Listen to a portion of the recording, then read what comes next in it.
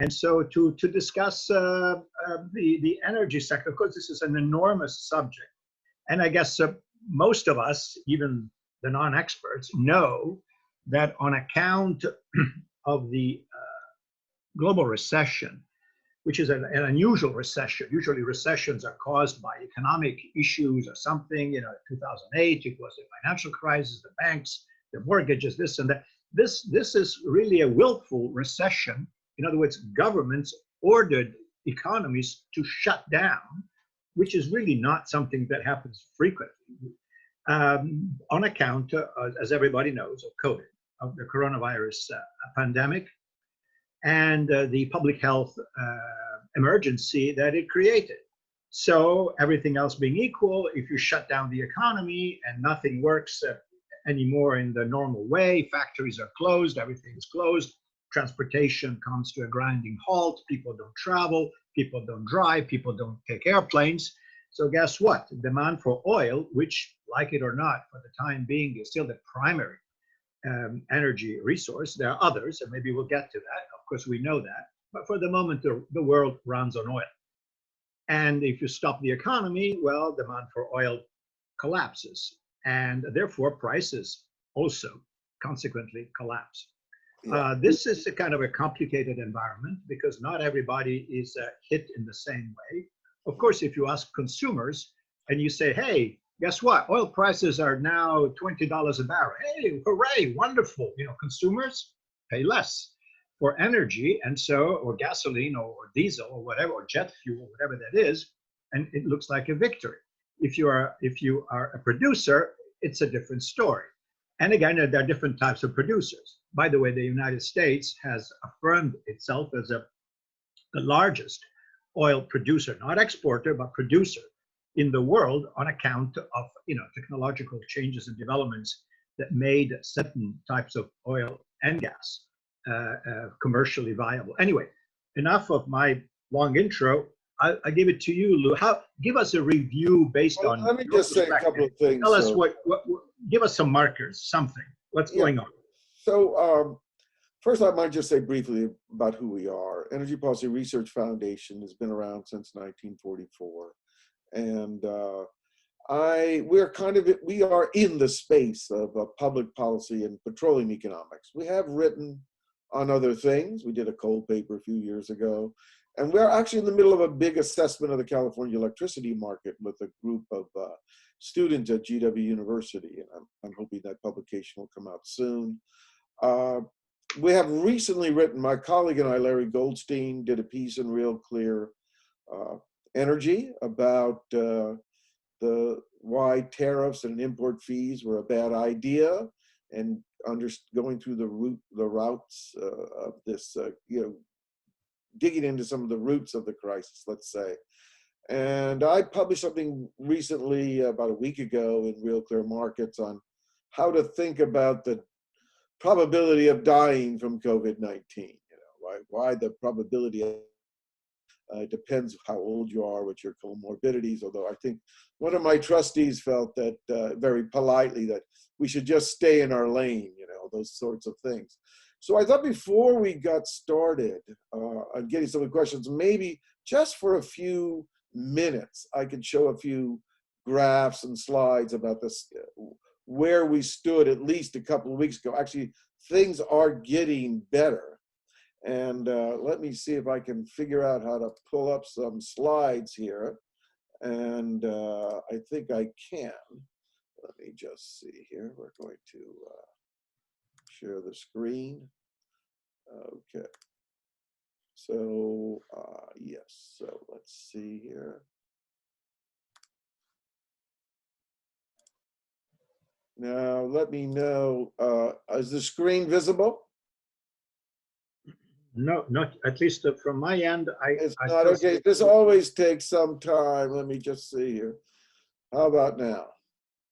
Yes. Okay, so we're going to go to the slideshow. All right.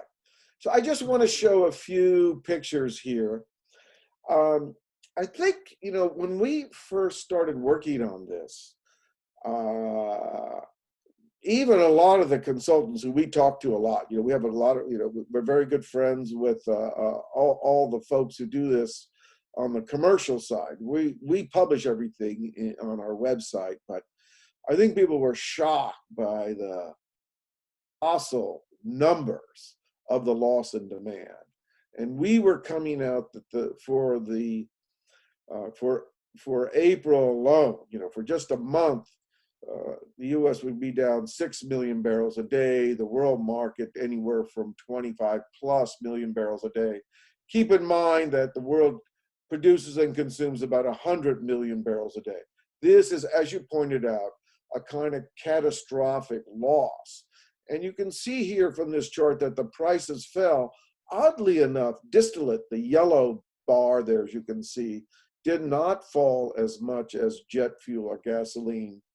Much of the jet fuel has been repurposed because the refiners had a lot of extra capacity. They could take and run the jet fuel through the facilities and get more distillate.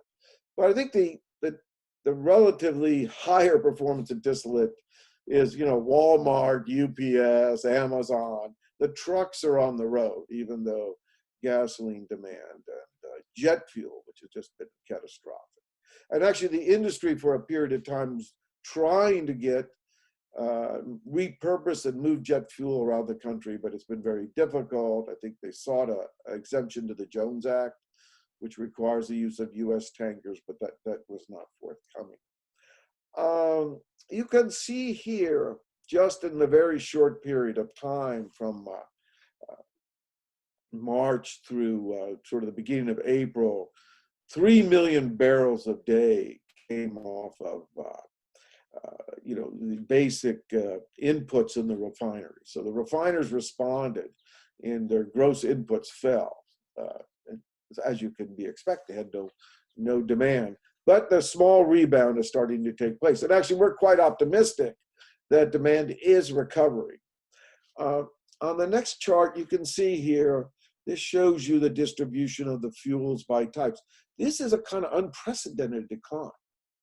This is really a government mandated. You can argue whether the merits of are good or bad, but it was a mandated worldwide imposed reduction in demand, and you can see it here. And we've got a little bounce back, but it's still very modest. I think the other thing I wanted to point out is that yes, the prices collapsed, but they have readjusted. And if you look at the May 1st estimate of the forward curve, and I'm not suggesting this is the forward price of oil, but this is what the market is viewing as the value of crude oil over time. And you can see it's moved in what we call contango. Yeah, the low prices are going to recover. Finally, you can see here we have this steep upward move in inventories. And you recall, one of our fellows wrote a piece in Forbes about the negative pricing for WTI.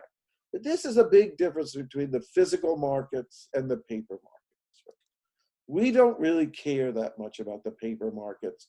That's just people taking positions in the market. It has a very useful role, but it doesn't really tell you what the fundamentals of the inventory are like. And I just wanted to show you here. Yes, if you look at the red line here, the 5-year oil and crude oil inventories has been rising rapidly. We are stressed for storage, but the market is adjusting in a lot of ways, including very rapid shut-in of production in the US. We think the loss of US production by the end of the year could easily be 1 million barrels a day, and we could see as much as 2 million barrels a day by the end of 2021, or possibly more. On the other hand, depending how prices recover, it may not be that bad. I think a lot of work still needs to be done on this. This is a kind of technical chart. I won't spend a lot of time on it, but if you look at the net position of the money managers, the people who take positions in the oil market, as you can see here, the net position has been rising, right? So yes, if you push the market down low enough, it will eventually start to come back. And so that's the sort of expectation that's consistent with what you saw of the contango, that the market is going to get better over time. And this is from my colleague Larry Goldstein, and he just, the peak decline in demand was 25 million barrels a day. And we think by the fourth quarter, the decline may only be 3 to 4 million barrels a day. And one of the things I'd like to point out is that there was a huge fight and, let's say, policy debate of what to do about the Saudi-Russo price war. But I want everyone to keep in mind, the price war was fighting over 3 or 4 million barrels a day, right? The COVID-19 was taking 25 million barrels a day. But I do think that the Saudis will adhere to their cuts. They produced 12 million barrels in April, but production is going to fall to 8.5 million barrels this month, and the Russians will adhere as well. And the U.S. will decline, we think, much faster than EIA has forecasted. So that's all we have for the charts. But I think that gives us a little bit of food for thought and how to think about it. Thank you, Lou, for this great overview and presentation. Let's look at, let's look geopolitically right now. And that was plenty to talk about. Obviously, if we look at the leading world producers, right, each one has a different angle. Russia has its own angle as a major producer and exporter. Of course, Saudi Arabia has its own angle, and the United States, not net exporter, but now until yesterday, the leading producer, thanks to fracking and the explosion of production in the last several years, leading to this incredible fossil fuel renaissance industry in the United States. As you pointed out, this spat between Russia and Saudi Arabia, it's really not about something totally meaningful, because the decline has been so horrendous in demand that 2 or 3 million barrels more or less doesn't really move the needle very much. But we can say that right going forward, both Saudi Arabia and Russia, please correct me if I'm wrong, regardless of the profitability of their industry, need oil at a certain level in order to finance their budgets, right? They need to, basically, that's all they've got. I mean, Russia has a few more things, but basically, oil revenue is a huge component in Russia to finance public expenditures, and in Saudi Arabia, even more so. And therefore, regardless of the profitability of their oil sectors, even at extremely depressed prices, they need oil at a certain level. Otherwise, this causes other unwanted problems. Here in the United States, it's a different story. We have a much bigger economy, much more diversified. But of course, oil and gas also has acquired a much more important dimension. And now it's being clobbered by this. And so we have two issues. One, it compounds the economic damage of COVID. And two, there's also the national security component of the importance of having reacquired a degree of energy independence in the United States on account of significantly higher production. Can you comment on all these things? So first, let's just start with the sort of narrow economic concerns or issues. Historically, if you talk to the macroeconomist, and there is an old paper on our website, which I'll try to find and send you a site for on this issue. Historically, though, when the U.S. was a large net importer of oil and petroleum products, net. And so when the price of oil fell, the traditional view was the consumer saved $1 and spent $3. It was like a huge deal. About when we had the last price collapse, I'm trying to remember, that's 2008 or so. The U.S. at that time had $150 billion in and there's a piece written by macroeconomic advisors with us on this topic. But we found out the U.S. had at that time about $150 billion in upstream investment just from the producing to the wellhead, right? Virtually overnight, $75 billion came out of capital expenditures in the industry. I mean, just within a few months, you saw it drop from 150 billion. And as you recall, the price of oil was very high before that, 100, 120. So there was a lot of waste as well as just investment. People doing science wells and all this stuff. But the bump we expected from the consumer side did not occur.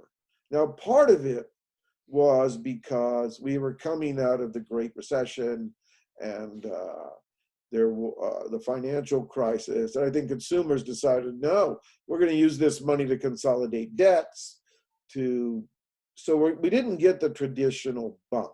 And I think that was the first sort of signal that, wow, the United States is not a it's a big investor in oil and gas. And when the price of oil falls, it's not 100% good thing for us, right?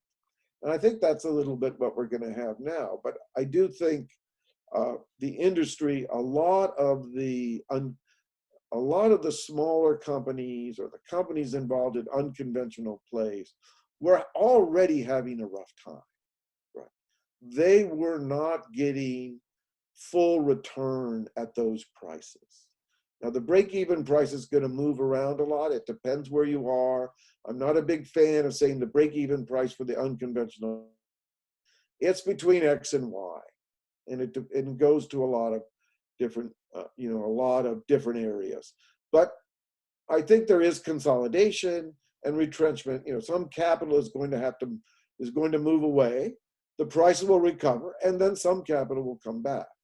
I mean, for us, one of the biggest, we have a very big project with the Institute of Energy Economics Japan, supported by METI and the US Department of Energy, on the future of Asian LNG. And so one of the things that have been a big feature of that cooperative effort is that the US is potentially and is a new source of LNG for the world market. So as one of the issues that we're interested in, and which we'll be publishing a paper very soon, is will there be gas? Because one of the first things that's going to occur is that as we lose oil production in the unconventional space, we are going to lose all this essentially free associated gas. And that's going to have very important consequences. And I've seen a draft of the report we have coming out. And I think that we're going to be okay. That is, we're going to be able to probably make up the lost associated gas from other sources in a way that doesn't increase the price of gas too much. But I don't want to prejudge what the report says. It's going to be out in a few weeks. We're just finishing up the editing process now. But I do think that one of the issues, of course, the LNG market itself is depressed because the world economy is depressed. And we were hoping that we would see a lot more purchases from China. But I think that the US and Japan are going to continue to work very hard on this very important area. The US will remain a very big supplier to the world market, but we're going to have some rough roads ahead. I also think that if you looked at the Tellurian model, in which they provided an integrated control of all their costs, you can see that when you have a major upheaval like this, that that particular model is going to show to be quite useful. Yeah. So how we work our way out of this is going to be very, very difficult. It's going to be very interesting. And actually, I'm much worried about Mexico and Latin America, because I think they are going to be in for a very rough road as well. But so altogether, Lou, so what we are looking at right now is obviously a completely abnormal situation Yeah. of complete collapse of economies. Again, not due to real reasons, but for public health reasons, not real economic reasons, I should say. But yeah, and actually, one thing I forgot to mention, and I don't want to get. You mentioned the question of energy security. And I yes, think the problem with energy security is it's a definition that every hobby horse in Washington adheres to. So you can talk, the climate guys have an energy security view, the solar guys, everyone. So let's talk about what energy security, how we see it anyway. yes, And for us, the historic concern over energy security emanated from a concentration of low-cost reserves in unstable parts of the world. And when the US was a very large net importer, many of our allies still are, that imposed two risks or costs on the United States security. One, a relatively few producers could constrain output and charge much higher prices than would prevail in more competitive markets and extract wealth from the United States. Or two, there could be war or an embargo or some other aspect could disrupt the supplies to the United States, spike prices, disrupt the economy, and do a lot of damage to the security and national economy of the United States. So we put together a sort of program, through the IEA, alliance agreements on sharing supplies, and a large strategic reserve. So those basic features of energy security maybe work fairly well. And with the emergence of the large production of the US and even other parts outside of the, let's say, unstable parts of the world, North Africa or the Middle East, that has really reduced the sort of traditional kinds of threats from energy security. So in that respect, even if the US is to lose 1 million barrels a day of production, the overall energy security outlook for the United States remains very positive. Not saying we don't have a lot of other economic issues from this thing, we have plenty, but that issue I don't think is coming back as it was. All right. So, yeah, you're right. Basically, security is not about necessarily, based on domestic production, but about the confidence of availability of the product, when you need it, and that it cannot be shut off due to political upheavals, terrorism, wars, and whatnot. And certainly, when we were largely dependent on OPEC as a supplier, well, that presented, as you correctly pointed out, a number of uncertainties which made the United States uneasy, thinking the huge dependence on crude for practically everything, including, of course, anything connected to national security. But so is your assessment, Lou, that notwithstanding this ringer of COVID caused by COVID, that the overall domestic situation in the United States is going to, maybe with some bruises and some casualties, but it will recover. In other words, it's still viable, even though our cost structures essentially, although as you pointed out they vary, but are higher, certainly higher than Saudi Arabia or even Right. Russia. As we said, the rocks cannot become bankrupt. So the technology, companies will come and go, but the geology is going nowhere. It's going to be where it is. And the cost structure of a lot of that production is still $30, $40 a barrel, some of it, not all of it. And you can argue maybe 30, 40% of the unconventionals are uneconomic at $40 a barrel. I suspect that's true, but a lot of it is economic. And the long run price of oil is probably not going, as we've argued for a long time, the long run price of oil is going to be much closer to 50, maybe even 40 than it is 100. And that raises a lot of new kinds of problems, you might say, because for a large part of the world, at least the rich world, is very motivated towards a rapid reduction in carbon emissions, to displace oil and gas as quickly as possible with alternative fuels. And the cost of doing that is now gone up. It was high before, it's a lot higher now. So this notion that when you get to the other side of COVID-19, whatever that looks like, it will be a wonderful world full of renewables. We've now shown that we don't need oil and gas.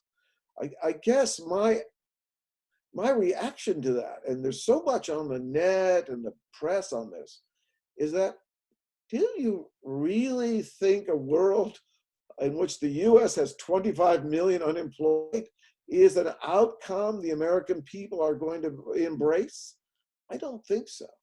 And I think the issue, people are not thinking about this right. When we get the other side of this, we're going to have massive debt. And the population is going to say, you know, where should we be putting our intellectual resources? And a lot of them are going to say, well, I think they should be working on infectious diseases. They should be working on public health issues. And actually, I'm predicting, yes, I'll go on record, that the fascination with climate is going to diminish much more, because the more immediate issue of public health is going to dominate the American political system, because nobody wants to do this again. I can assure you. This, you know, we have been, I think all of us at EPRINC, we have been very critical of the very severe lockdown strategy.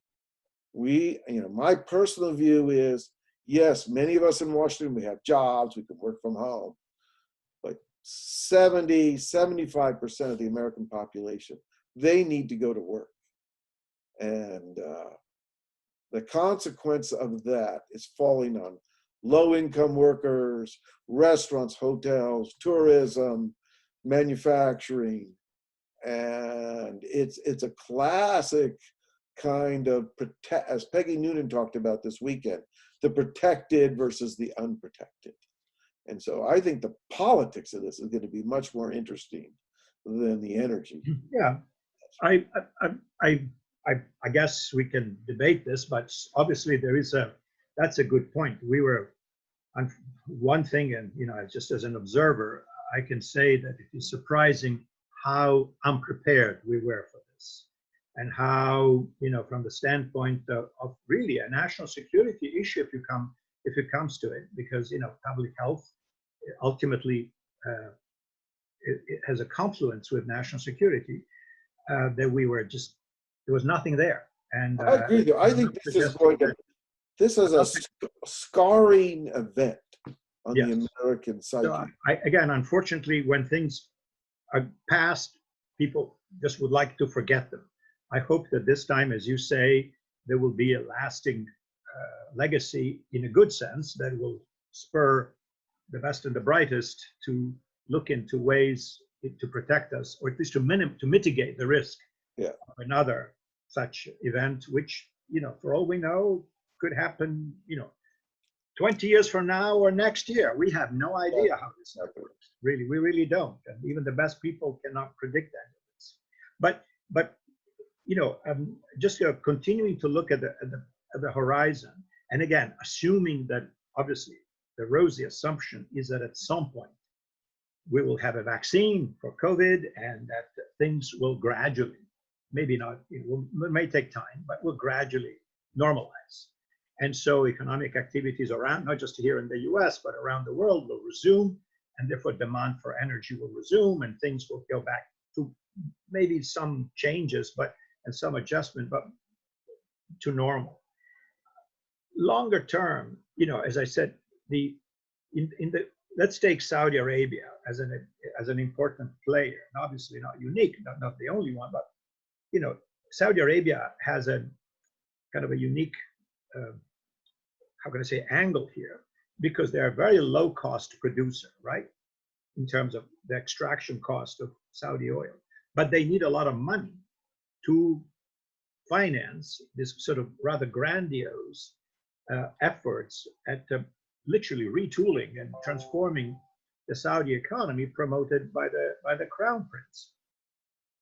Now, of course, this is not helpful, to be polite, to this collapse of demand, and therefore prices certainly goes totally, it's a headwind against all this.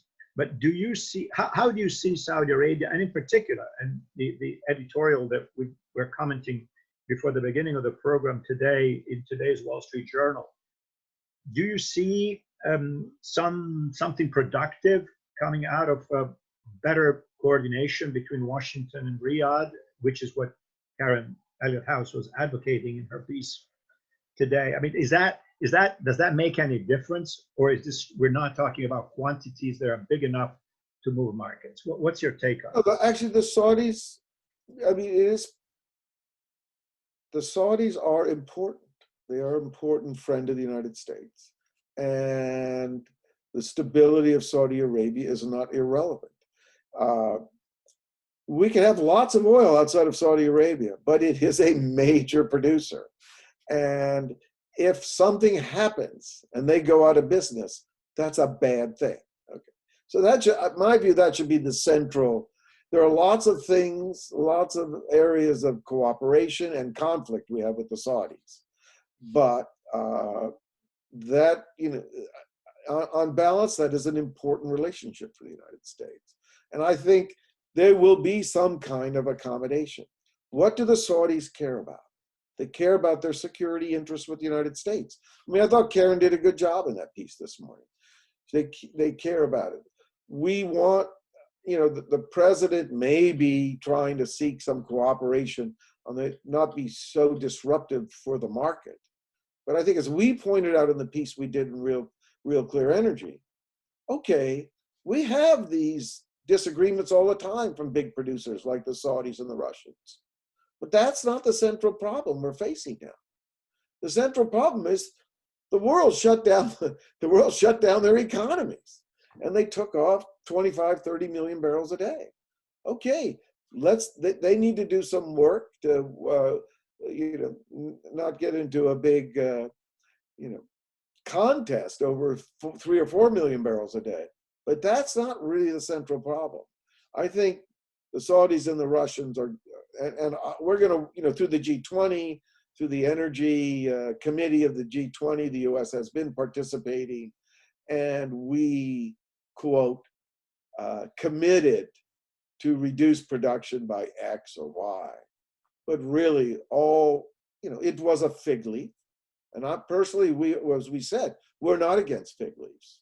So to the extent the U.S. can be helpful in accommodating the adjustment in the market that doesn't add to any more short-term chaos, yeah, we think that's a good idea. And I think the Saudis will cooperate. They are cooperating. They've already. What about Russia, which of course is not, to be politely, not exactly our friend, and they've got their own angle there in terms of obviously having an interest to both to keep market share and to sustain prices. What do you see as actually, I don't know if you just saw Anders Ostlund's piece a week ago or so about, well, low oil prices are a good thing because that's when the Russians behave. And I did. Okay, well, from that perspective, yes, there's probably some merit to that. And I do think the Russians actually have a more serious concerns than the Saudis, because the way they can stay competitive, but the way they stay competitive in the oil market is to drop their budget revenues close to zero. And as you pointed out, Paolo, oil and gas, and more oil than gas, probably, last time I saw, it's about 40% of their budget revenues. So this is a very big problem for Putin. I mean, again, not to venture too much into, futurology here or trying to create crazy scenarios. Is that something that can undermine Putin? In other words, his claim to fame in Russia has been to be kind of the man of stability, who more or less, gave people a chance to have a better life, and now, of course, he's trying to, has already, I guess, successfully circumvented whatever constitutional blockages there were. Basically, he's leader forever.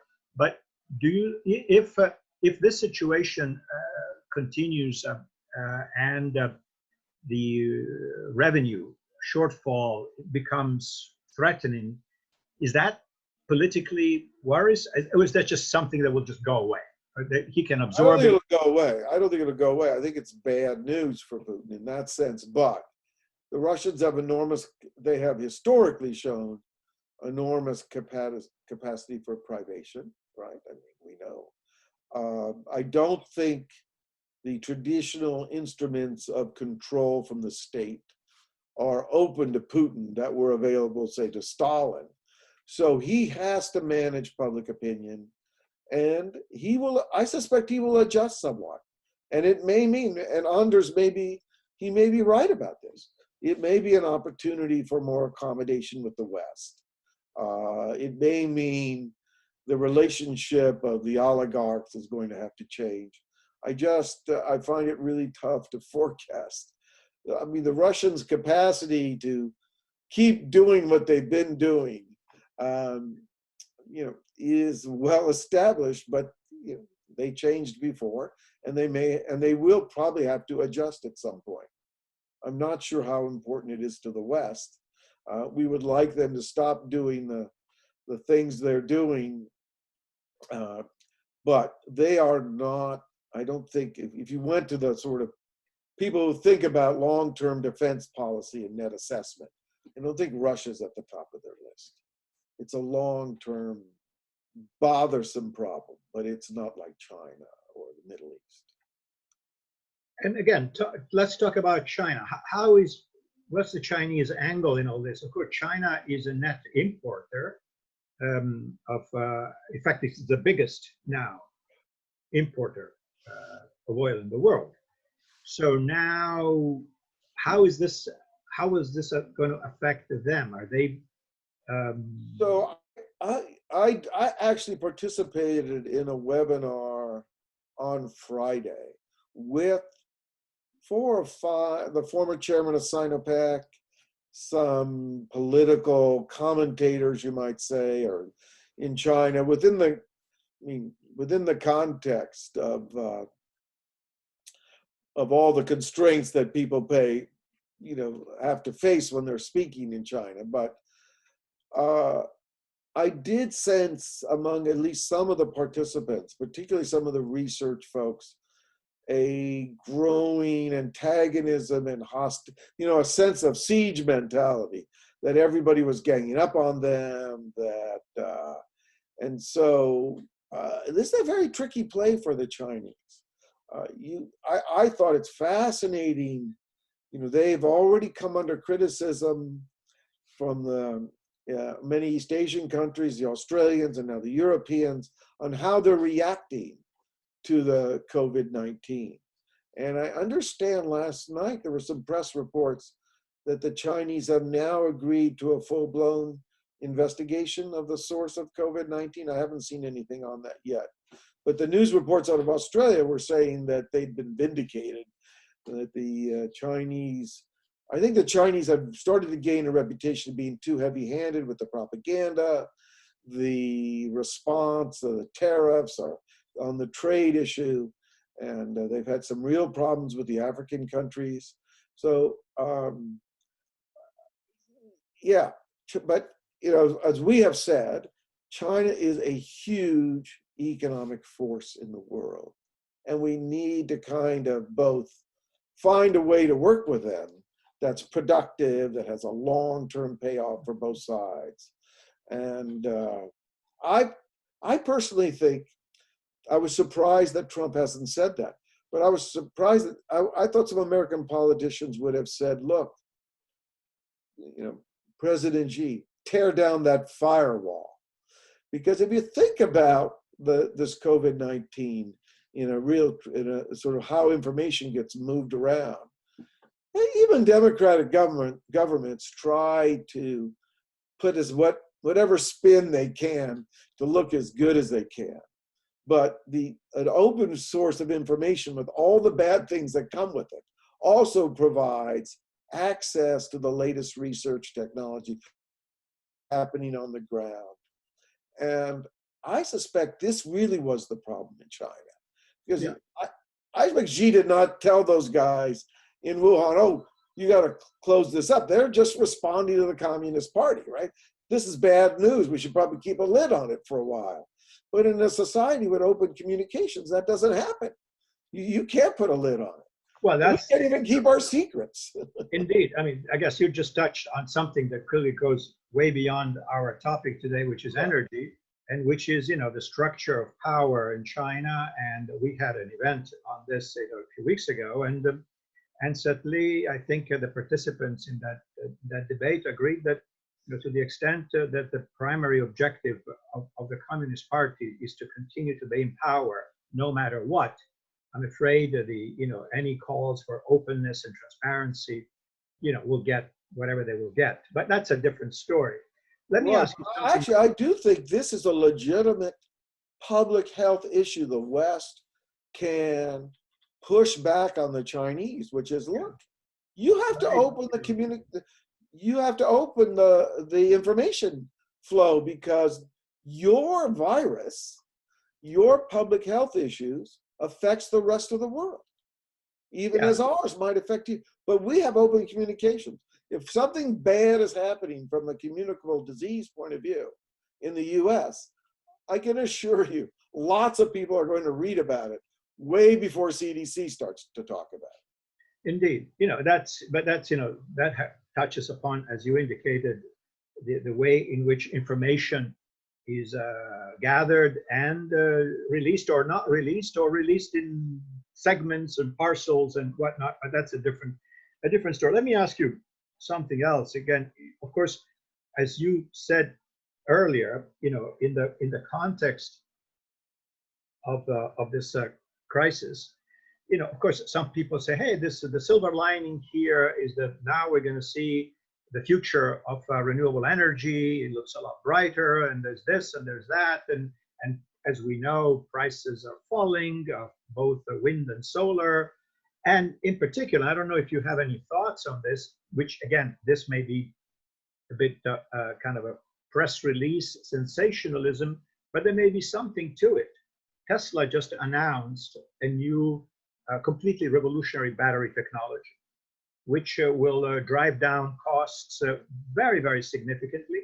Essentially, you can, they're at many different levels, increased the energy storage power of the battery, which means essentially you could have the future Tesla the battery will weigh 50% less with the same performance, or double the performance, keeping the same battery size, and many, many other things. They have different compounds, different chemical, I'm not an expert on any of this, chemical components that change, essentially completely revolutionize battery technology. And so, the fans, and there are many, say, you see, this is it. Now, this is the game changer.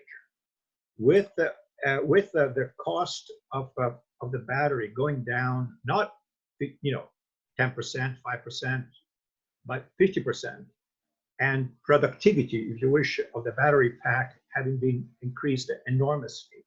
Well, then, electric cars have a real standing. They're no longer the gadgets of the cool people, the rich people who say, hey, look at me, I'm green, ha ha ha, because I have $100,000, electric car, which has all sorts of electronics and other things. Do you see that as, again, the promise that is always there, but never comes? Well, was that a real thing that we will? I don't know. I don't know what the nature of the announcement is. I do, my personal view is, if this stuff's so great, why do I have to pay all this money to rich Californians to buy one. I don't actually, I think electric cars should compete, should enter the market, and the consumer should decide if it meets their requirements or not. I don't even have a, you know, and if there's going to be some sort of carbon tax, fine. But we are paying, you know, boatloads of money so rich people can buy an electric car. How does that make any sense? I mean, I think 50% of the subsidies. But the subsidies are now have been for federal Tesla subsidies. out. But Tesla doesn't get any subsidies anymore. Oh well, they're all going in front of Congress, into the committees, and saying, you know, the 250,000 units, whatever the unit is, they're all saying no. You have to lift that to 500,000 or 1 million. It's in play. So my view is, if this stuff is so great, and it might be, I don't want to preclude what the technology will do, then I don't think we need to give all this go. And that's the interesting thing. See, people aren't really thinking about this right. When we get to the other side of this, as I said, we are going to have massive debt. And all the folks that are coming saying, look, what about my green payment for my electric car, or for my solar facility, or for my wind? I suspect these guys will still continue to have a lot of juice with Congress, but the financial pressures are going to be enormous on the other side. And you're even going to be getting less revenue under a lower oil from offshore and onshore leasing and the federal government severance taxes. So yeah, there might be an agreement whereby you know, something is done for the oil industry as long as you do something for the so-called clean energy folks. And then there's also, remember, I just did a program on Michael Moore's Planet of the Humans, which is full of misinformation and cheap shots. And when the interview asked me about it, I said, well, welcome to the club. You know, almost every other sector has been attacked by these guys, by Michael Moore. And this is the first time these guys have had to kind of make the case. So I think it's fascinating. I think the conventional wisdom is, when we get to the other side, it's going to be some kind of renewable nirvana. I'm suggesting no. When we get to the other side, we're going to have this debt overhang, and the public is going to be really resistant to spending money. But okay, but let's, if I may, if indeed it's true, and I agree with you, the whole business of subsidies and tax breaks and you know, all credits that support, if you wish, the launch of the electric vehicle industry. And I fully agree with you. If something works, let it prove itself by the force of the marketplace. If it's a better product, people will buy it. But if indeed it's true that there is going to be, or there is, or it's in the offing, really a game changer in terms of the viability, the economic viability of electric vehicles, well, that is, well, again, these things don't happen overnight, clearly, even assuming success. And I'm not talking about Tesla in particular. It could be BMW, it could be Chinese companies, it could be whoever, because everybody's in this space right now with mixed results. But that clearly, you know, if I am a CEO of an oil company, and especially a big one, and I'm thinking about investments that have a lifetime of 10, 15 years or more, right? Depending on the particular environment. How am I factoring all this? I'm saying, oh my God, these guys are stealing basically my customer base. Not immediately, not tomorrow, not in 5 years, but longer term. If I'm the CEO of Exxon, how do I look at this? But you have to look at, I think these guys are smarter than you think. They look at the entire complex of use for the let's say the oil and gas. And petroleum is important, but I mean, gasoline use is important, but it is not the only thing that petroleum is used for, right? Natural gas is a competitive fuel in a climate conscious world. for coal, right? So, and a lot of what the big oil companies doing have a heavy gas play, particularly Exxon and Shell. Second, petrochemicals. There's no evidence that we have a renewable replacement for petrochemicals.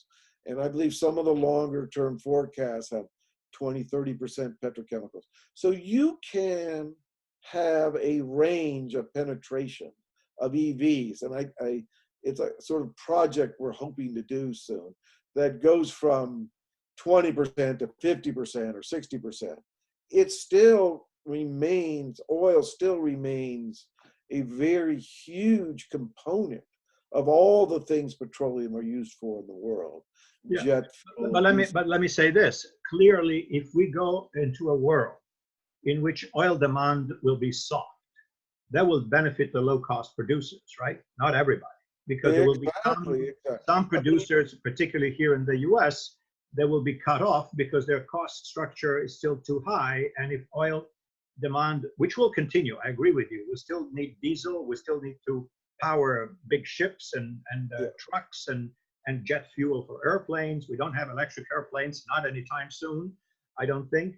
So, but there will be a soft demand, right? Therefore, what does that do to the marginal producers that do well or reasonably well in a world of high crude oil prices? What happens to essentially to most of the US fracking industry in a world in which tell me the long run price of oil is closer to $40.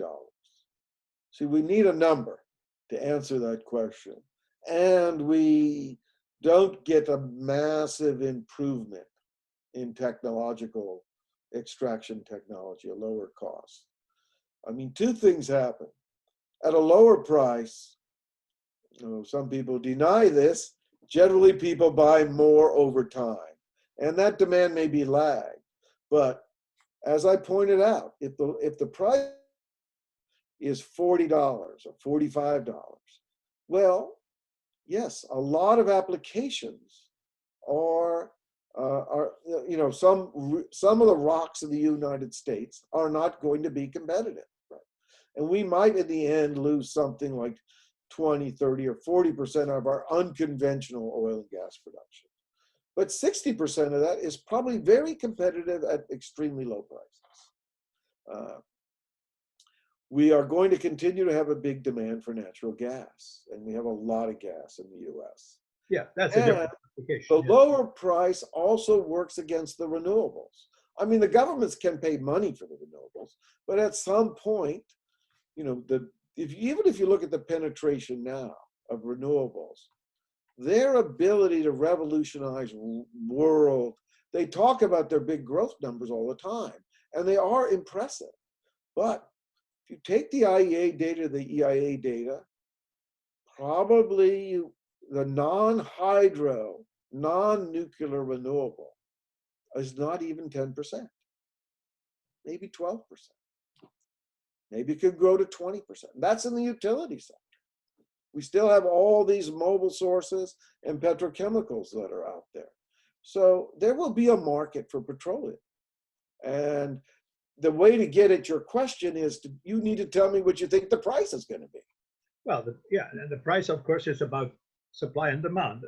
Yeah. At least, I guess right now we are in an extraordinarily oversupplied market because of these contingencies, which hopefully will go away sooner rather than later.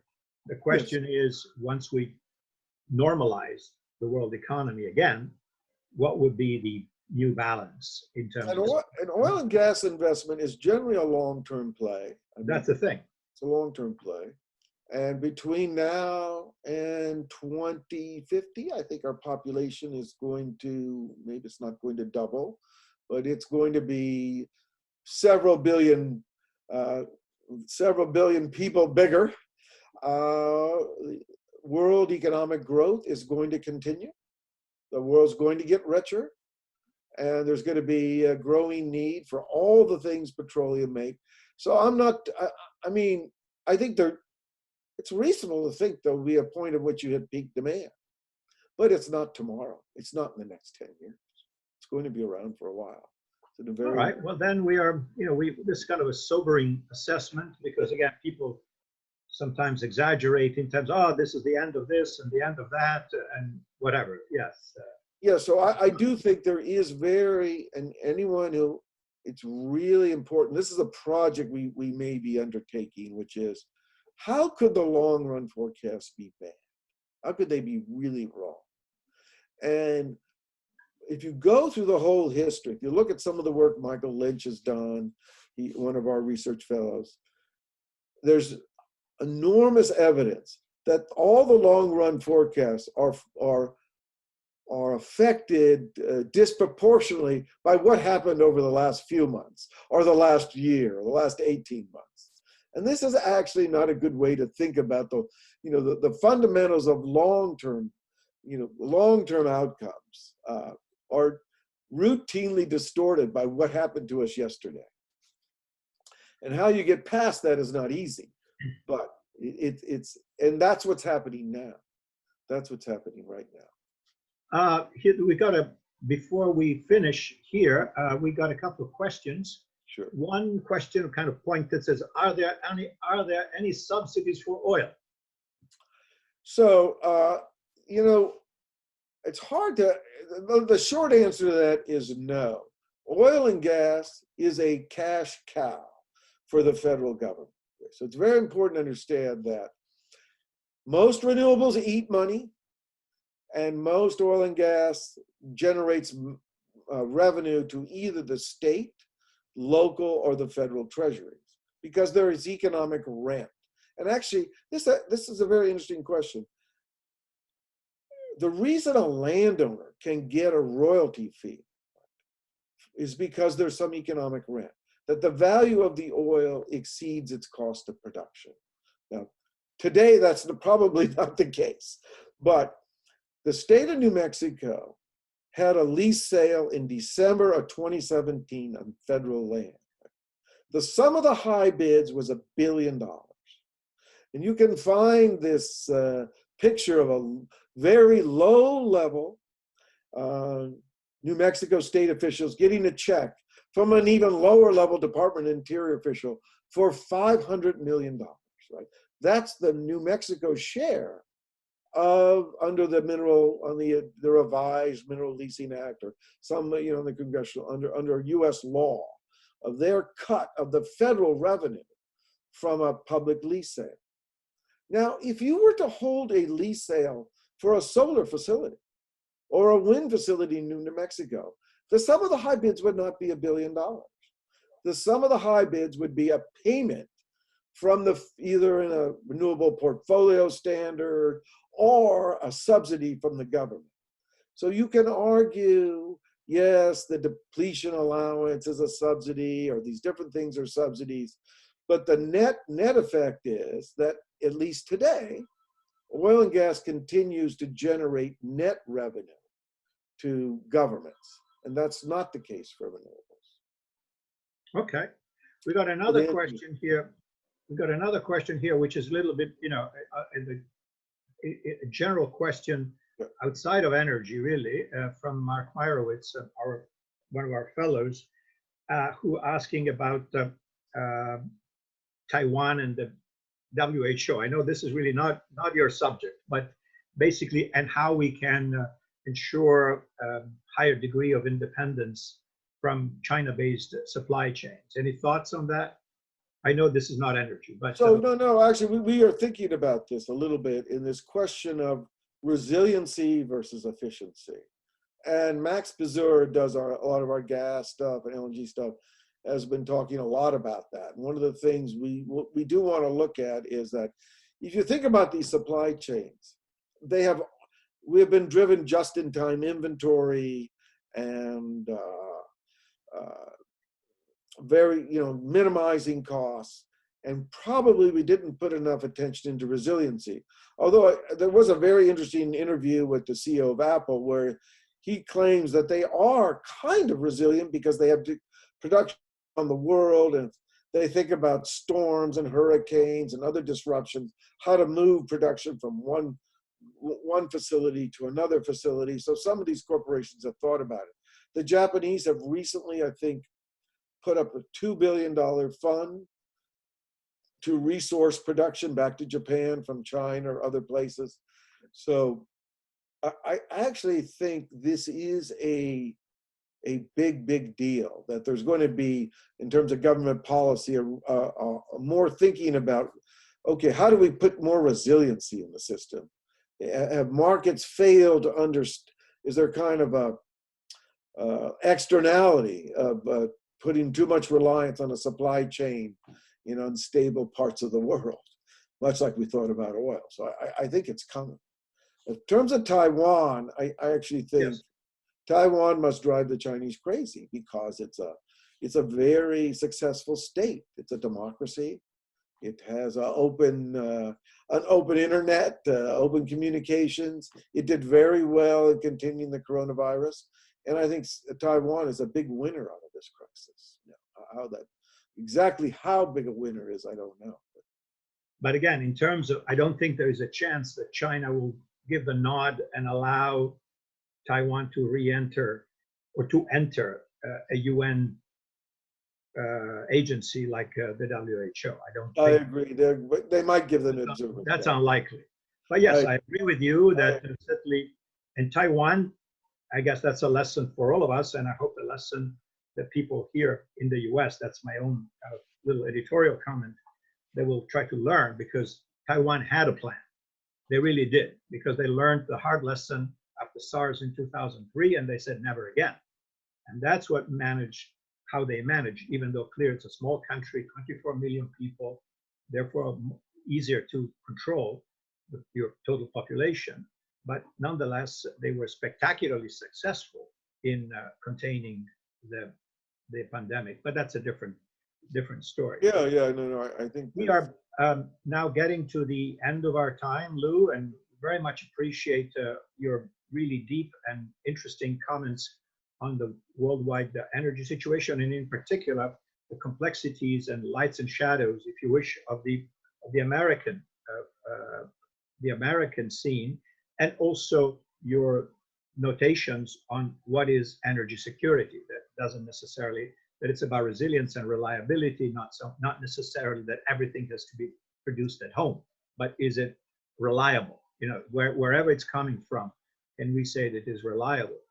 And also that that, as you say, oil, like it or not, and many people really don't like it, it's going to be with us. Maybe less of a footprint in the years to come because of changes in technologies and new things. And yes, nothing is forever. Look, the internal combustion engine is what, 130 years old, more or less, if you look at the precursors. So it stands to reason that something else at some point will replace it, whether it's the EVs of Elon Musk or something else, or hydrogen or whatever. We have really no idea exactly. But it stands to reason that something will happen. But in the meantime, as you said, there's plenty of other uses for oil that are difficult to replace, whether it's a petrochemical industry or diesel fuel or jet fuel for airplanes, both civilian and military. I don't see that there's a immediate thought of we're going to substitute this for that. And I'd like, just as a way of, please, if anyone's interested in reading our stuff, we try to publish everything. .org, EPRINC.org, and we put our publications, our webinar, slide presentations, everything is there, and we welcome questions and interest from other researchers. So I'll leave it at that. Well, again, many thanks. Thanks for your expertise and your knowledge and your perspective. You've been at this for I don't know how many decades. Too long. Too long. You have the bragging rights of having said, okay, I've seen it all, kind of thing, from the oil embargo, I guess 1973 to whatever else that came afterwards. So once again, ladies and gentlemen, on behalf of the Global Policy Institute and Bay Atlantic University, I thank our guest speaker, Lucian Pugliaresi, and his organization, the Energy Policy Research Foundation in Washington, D.C., in beautiful Georgetown, as you can see from the background of his behind him. And many thanks to my esteemed colleague Denise, who is, as always, instrumental in putting all this together. Thank you, Denise, for an excellent job as always. And we'll see you. There's more to come this week. We will have another event on how international organizations are absorbing, if you wish, this crisis, and how they could be perhaps thought again or repurposed in some fashion. And this event will be moderated by Mark Meyerowitz and with other attendees. So we're looking forward to seeing you all again on Thursday, I believe it is. And with that, we stand adjourned. Thank you very much. I'll see you in the neighborhood. Bye.